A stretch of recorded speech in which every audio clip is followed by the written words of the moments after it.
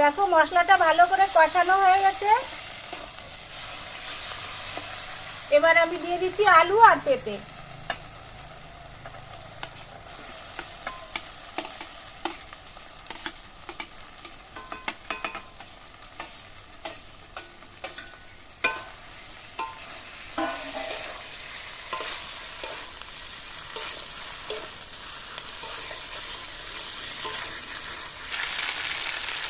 এটা এবার ভালো করে কষিয়ে নেই, তারপরে জল দিয়ে দেবো।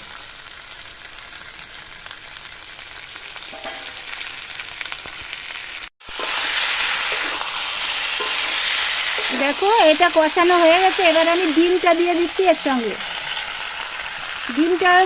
ডিমটাও খানিকক্ষণ কষিয়ে নেবো এদের সঙ্গে।